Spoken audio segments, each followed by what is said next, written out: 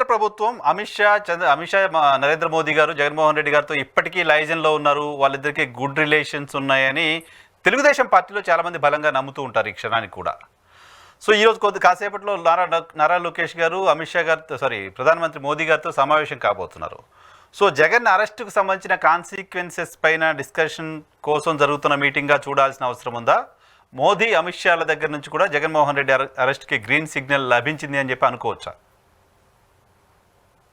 నేనేమనుకుంటానంటే నరసింహరావు గారు, ఇప్పుడు మీరు ఒక సినిమాకి వెళ్తారు, మీరు ఇంకో 10 మంది కలిసి సినిమాకి వెళ్ళాం, ఐనాక్స్కి వెళ్ళాం, 300 రూపాయలు పెట్టి టికెట్ కొనుక్కుంటే మీరు లోపలికి పంపిస్తారు. నేను 300 రూపాయలు టికెట్ కొనుక్కుంటే లోపలికి పంపిస్తారు. నాకు ఆ సినిమా హాల్ ఓనరు లేకపోతే అక్కడ ఉన్న వాచ్మెన్ పరిచయం అయితే టికెట్ కొనుక్కుంటే లోపలికి పంపించరు కదా. సో నాకు అతను తెలిసాయా, ఎప్పుడో తెలుసా అంటే పంపించరు కదా. ఏమి తెలిస్తే తెలిసి ఉండొచ్చేమో. టికెట్టే ఎందుకు, టికెట్ హాల్ అతను వేసేది కాదు, అతను ఎవరో థర్డ్ పార్టీ, కేవలం ఆ సినిమాకి లీజ్ తీసుకున్నాడు, ఆ టికెట్లు అమ్ముకునే అతను వేరు. భారతీయ జనతా పార్టీ దగ్గర కూడా అలాగే ఉంటుంది. భారతీయ జనతా పార్టీ జగన్మోహన్ రెడ్డి పర్సనల్ కాదు, చంద్రబాబు నాయుడు పర్సనల్ కాదు, నారా లోకేష్ పర్సనల్ కాదు, పవన్ కళ్యాణ్ పర్సనల్ కాదు, ఎవరు పర్సనల్ కాదు. ఇక్కడ ఎమోషన్స్ ఏముండవు భారతీయ జనతా పార్టీలో. భారతీయ జనతా పార్టీ పక్కా కమర్షియల్ పార్టీ. నీ దగ్గర ఎన్ని సీట్లు ఉన్నాయి, నీ దగ్గర ఎన్ని ఓట్లు ఉన్నాయి, నువ్వు రేపొద్దున ఏంటి చూసిన తర్వాతే నీతో మాట్లాడు.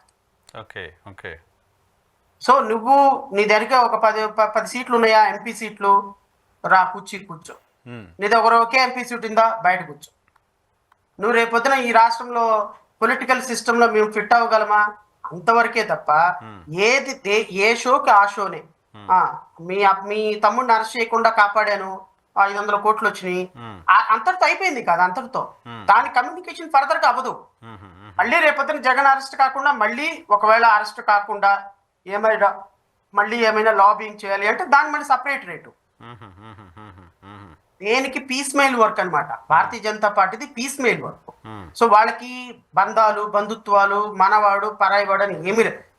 బంధుత్వాలు ఉన్నవాడు జగన్మోహన్ రెడ్డికి వ్యతిరేకంగా ఎందుకు వాళ్ళు కూటమిలో ప్రభుత్వంలో చేరతారు?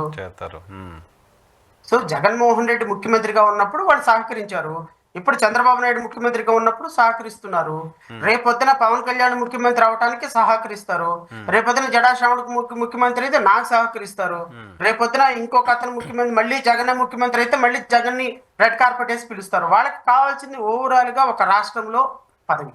కానీ అమరావతి పనులకు మళ్ళీ శంకుస్థాపన చేయడం కోసం వచ్చిన సందర్భంగా నరేంద్ర మోదీ గారు జగన్మోహన్ రెడ్డి గారికి సంబంధించిన ప్రస్తావన తీసుకురాకపోవడం, అమరావతి ఈ రకంగా డెవలప్ కాకుండా ఆగిపోవడానికి జగన్మోహన్ రెడ్డి కారణం లాంటి ఒక మాట కూడా మాట్లాడకపోవడం పైన రకరకాల డిస్కషన్ జరిగింది. ఆ సందర్భంగానే వాళ్ళిద్దరి మధ్య ఏదో సంబంధం ఉంది ఇంకా లాంటి ఒక చర్చకు ఆస్కారం చూసాం. జగన్మోహన్ రెడ్డికి అమరావతికి డెవలప్మెంట్కి సంబంధం ఉంటుంది సార్. అమరావతి డెవలప్మెంట్, పోలవరము ఈ అంతా కూడా కేంద్ర ప్రభుత్వ ఆధీనంలో ఉండేవి. కేంద్ర ప్రభుత్వం ఇవ్వాల్సినటువంటి బాధ్యత, కేంద్ర ప్రభుత్వాన్ని రిక్వెస్ట్ చేయాల్సింది రాష్ట్ర ప్రభుత్వం అంతే. మేము ఒక అమరావతిలో అసెంబ్లీ కడుతున్నాము, ఒక 5,000 కోట్లు ఇవ్వండి, లెటర్ రాస్తారు అంతే. డబ్బులు ఇవ్వాల్సిన బాధ్యత చట్టం ప్రకారం సెక్షన్ 94, 93, 2014 బైఫర్కేషన్ యాక్ట్ ప్రకారం కేంద్ర ప్రభుత్వాన్ని. ఇన్స్టిట్యూషన్స్ ఇవ్వాల్సినటువంటి బాధ్యత, కొత్త రాష్ట్రం ఏర్పడితే ఆ రాష్ట్రాన్ని డెవలప్ చేయాల్సిన బాధ్యత కేంద్ర ప్రభుత్వం చేతిలో పార్లమెంట్ పెట్టింది.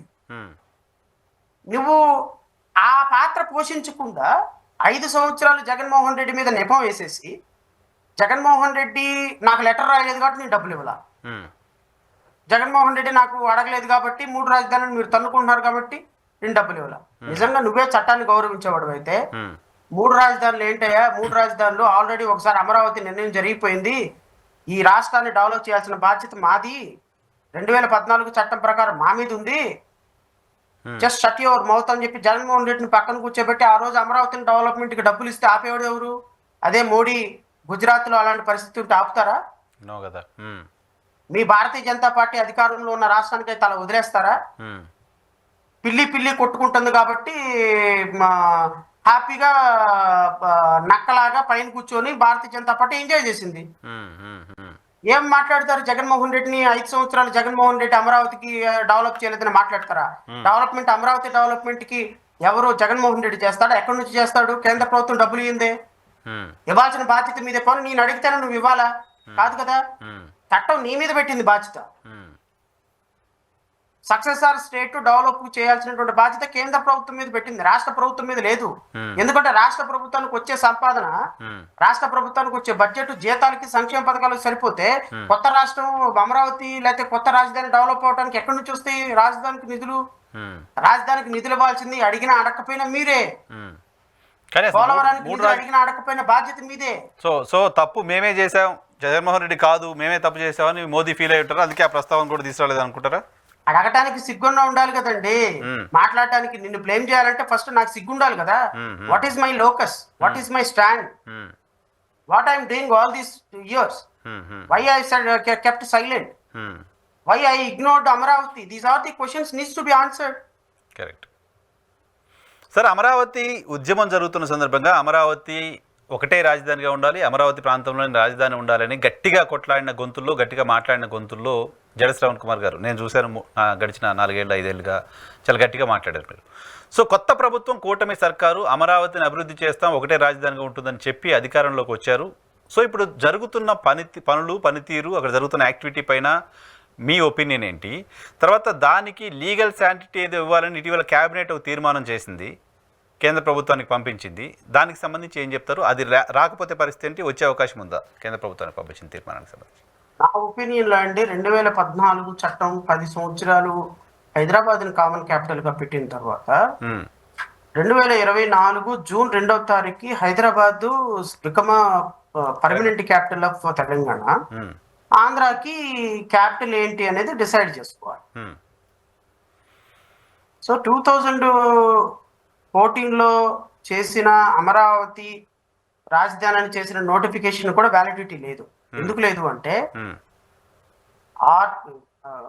మంచో చెడో ఈ 2 రాష్ట్రాలకి క్యాపిటల్ ని నిర్ణయించింది కేంద్ర ప్రభుత్వం ఒక చట్టం ద్వారా. బహుశా భారతదేశంలో ఏ రాష్ట్రానికి క్యాపిటల్ పార్లమెంట్ నిర్ణయించాల. ఇంతకుముందు మనకి విడిపోయిన 3 రాష్ట్రాలు 4 రాష్ట్రాలు విడిపోయిన వాటికి కూడా క్యాపిటల్ ఆ రాష్ట్రాలు నిర్ణయించుకున్నాం. ఉత్తరాఖండ్ కావచ్చు, జార్ఖండ్ కావచ్చు, వీటన్నిటికీ. కానీ మొదటిసారిగా ఆంధ్రాకి తెలంగాణకి క్యాపిటల్ ని నిర్ణయించింది కేంద్ర ప్రభుత్వం, అది కూడా పార్లమెంట్ చట్టంలో. సో 10 సంవత్సరాల తర్వాత హైదరాబాద్ కామన్ క్యాపిటల్ గా ఉన్న హైదరాబాదు తెలంగాణకి పర్మనెంట్ క్యాపిటల్ అయిపోతుంది, మరొక క్యాపిటల్ ఆంధ్రాకి డిసైడ్ చేసుకుంటుందని పార్లమెంట్ చట్టం చెప్పిన తర్వాత అమరావతిని క్యాపిటల్ గా నిర్ణయిస్తూ మన రాష్ట్ర ప్రభుత్వ అసెంబ్లీ ఇప్పుడు కేంద్ర ప్రభుత్వానికి తీర్మానం పంపించాలి. నేను అనుకోవటం కేంద్ర ప్రభుత్వం తీర్మానం మళ్ళా పార్లమెంటులో చట్టం పెట్టి ఆ చట్టంలో అమరావతిని క్యాపిటల్ గా నోటిఫై చేయించాలి. పార్లమెంట్ చట్టం ద్వారానే నోటిఫై చేయించాలి. కేవలం ఒక హోమ్ డిపార్ట్మెంట్ ఒక గజెట్ ఇస్తే సరిపోదు అనేది నాకున్న లీగల్ ఒపీనియన్. నోటిఫై చేయండి అని క్యాబినెట్ చేసి తీర్మానం పంపించినట్టున్నారు, దాన్ని నోటిఫై చేయండి అని. బట్ నోటిఫై చేయడం కూడా బిల్లు పెట్టాలి పార్లమెంట్ లో 2014కి. దానికి అనుగుణంగా in pursuance of 2014 enactment Amaravati capital గా రాష్ట్ర శాసనసభ నిర్ణయించింది. కాబట్టి దీన్ని అమరావతి 2014 చట్టం ద్వారా అమరావతిని మేము ఆంధ్రప్రదేశ్ క్యాపిటల్ గా పర్మనెంట్ క్యాపిటల్ గా డిసైడ్ చేస్తున్నామని చెబితే రేపు లీగల్ కాంప్లికేషన్స్ ఉండవు.